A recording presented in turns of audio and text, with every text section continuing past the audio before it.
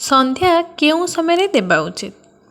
तीनोटी समय संध्या दि जाए जमीक उत्तम समय, मध्यम समय एवं अधम समय। उत्तम समय संध्या देवा सबठार भल होता है।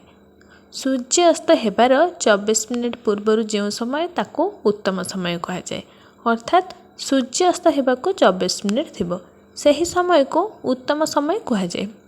यही उत्तम समय संध्या देले सबठार भल होता है।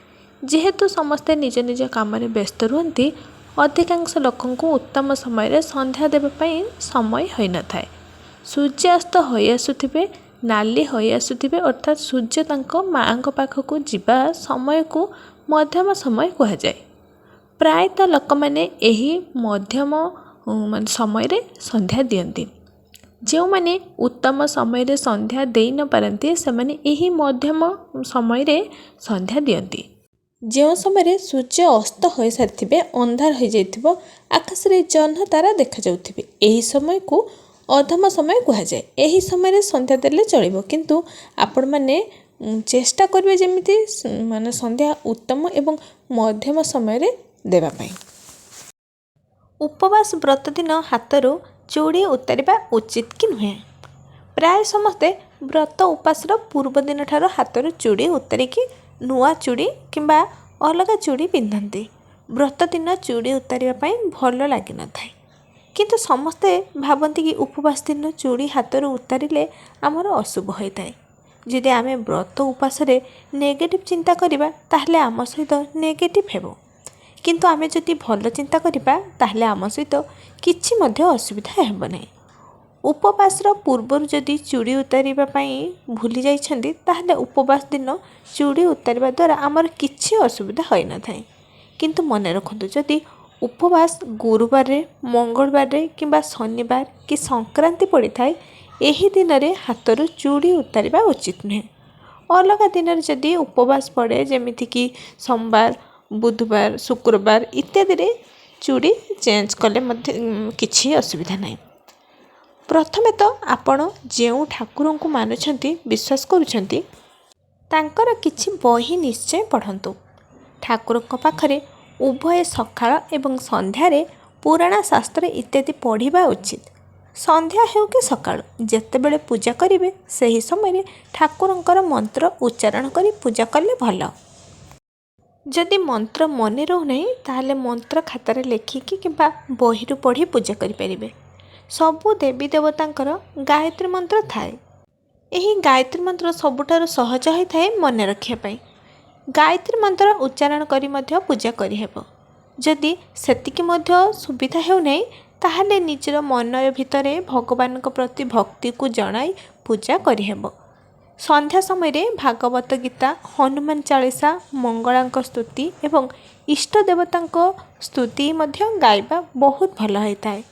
एवं संध्यारे भगवान प्रार्थना जो आउ स्तुति आउ इत्यादि को माने पाखरे पढ़िबा मध्य बहुत भल होता है। ठाकुर पाखरे जदि आपण ये सब पढ़िबे बहुत भल। आपण समय अनुसार आपण संध्या किंबा सकाळ समय पढ़िबा उचित। माने जतले आपणकर समय हो पार पढ़ाई, सकाळ पूजा करने समय हो कि संध्या देवा समय, कहीं प्राय सबु समय प्रत्येक लोक मैंने काम करती, व्यस्त रुहति। से जो समय भागवत शास्त्र पुराण इत्यादि घरे पढ़े गोटे समय ही पढ़िले भल। तुलसी चौरा मूल तेलर दीप जालिले भल कि घीर दीप जालिले भल? देखंतु तुलसी चौरा मूल केबे मध्य तेलर दीप जालिबा उचित नुहे। कहीं कहीं सरिषा तेल किंबा राशि तेल तुलसी चौरा मूल संध्या दियंती हूँ दीप कि सकाळ जे पूजा करती से समय भी से दीप जाली था।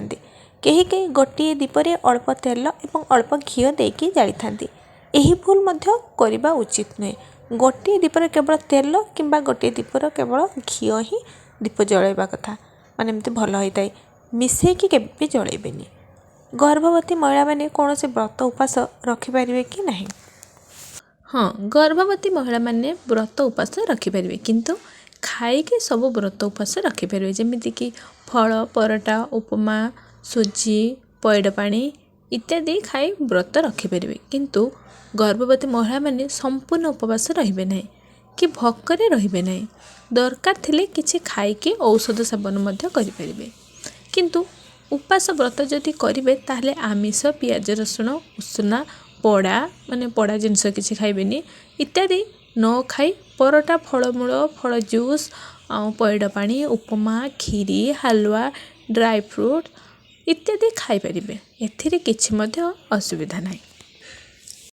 उपवास रही व्रत कले शिशु सहित मार स्वास्थ्य उपरे अधिक प्रभाव पड़ी थाए।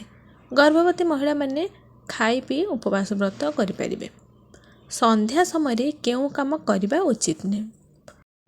संध्या समय भोजन कले रोग ग्रास करिथाए एवं संध्या समय शोई रहिबा मने रखंतु लक्ष्मी केबे मध्य आपणक घरे रही न थांते।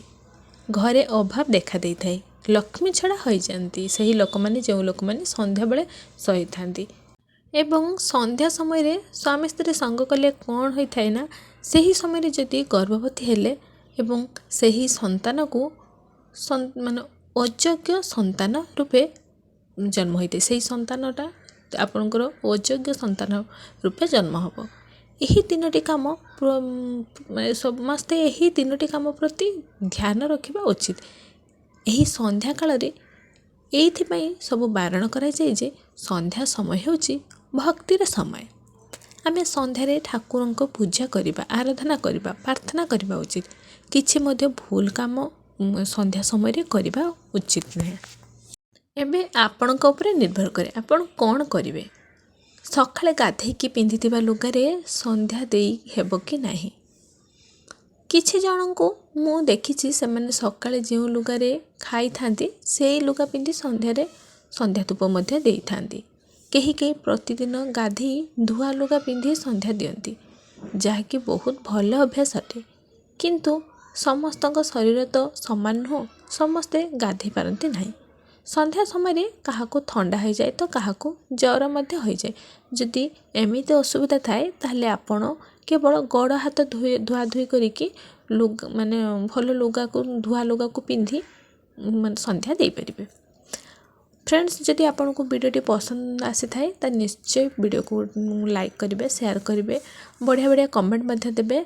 एमिति आहुरी शिक्षण वीडियो पाई हम चैनल को सब्सक्राइब कर दियंतु आ पाखर थिबा बेल आइकन को प्रेस कर दियंतु। मो आगो को जतले एमिति आहुरी नुआ नुआ वीडियो नेके आसीबी तो आपन पाखर जाके नोटिफिकेशन पहुंची जिवो। हाँ कमेंट रे जय जगन्नाथ लिखिबा को जम्मा भी भूलिबेनी। ठाकुरंक ना जेते लिखिबे तो ठाकुरंक आशीर्वाद आपन ऊपर सेते रहइबो। आउ कोठु आपन देखुचंदी वीडियोटा एटा भी कमेंट रे निश्चित लिखिबे। तो रहूची जय जगन्नाथ।